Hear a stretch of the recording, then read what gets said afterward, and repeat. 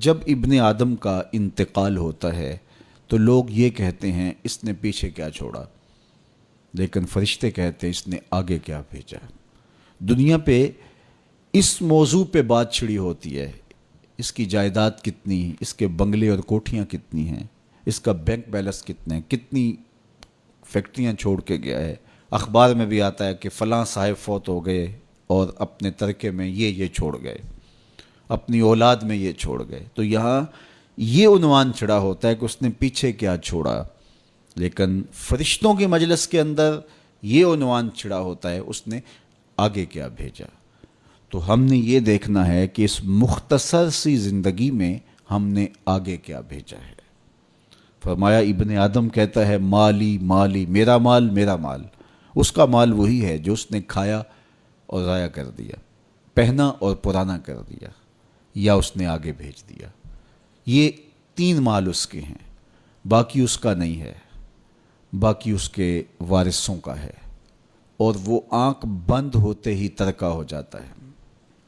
اور یہ جو بہت بڑا نام تھا، بہت بڑی شناخت تھی، بہت بڑے عہدے اور منصب کا مالک تھا، یہ روح نکلتے ہی میت بن گیا۔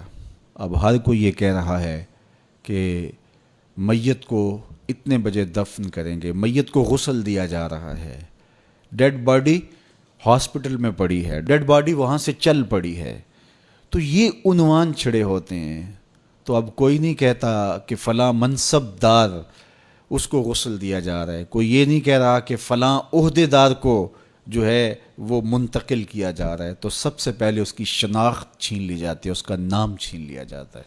اب وہ میت بن گیا، اب وہ ڈیڈ باڈی بن گئی، اور اب رشتے ناتے وہ سلسلے کہاں گئے، وہ جائیدادیں، وہ سب کچھ، وہ منصب سارے یہیں رہ گئے۔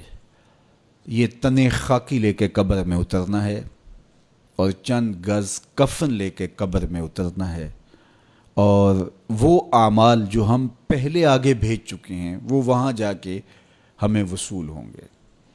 اور اگر ہم اس جہان کے لیے یہاں پہلے کچھ نہیں بھیجا تو یہاں سے تو کچھ ساتھ نہیں لے کے جائیں گے۔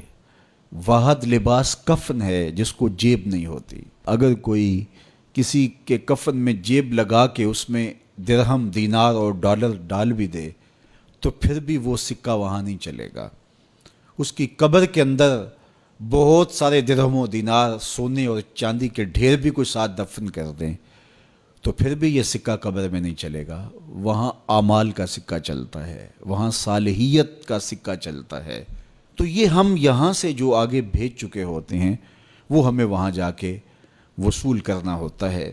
تو میں اور آپ دیکھیں کہ ہم نے آگے کیا بھیجا ہے۔ مجھے پتہ ہے میں آگے کیا بھیج چکا ہوں، اور یہ آپ کو بھی پتہ ہے کہ ہم آگے کیا بھیج چکے ہیں۔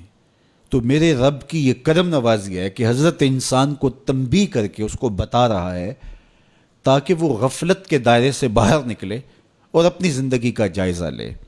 تو فرمایا وَلْتَنْظُرْ نَفْسٌ مَا قَدَّمَتْ لِغَدٍ، ہر جان یہ دیکھے اس نے آنے والے کل کے لیے آگے کیا بھیجا ہے۔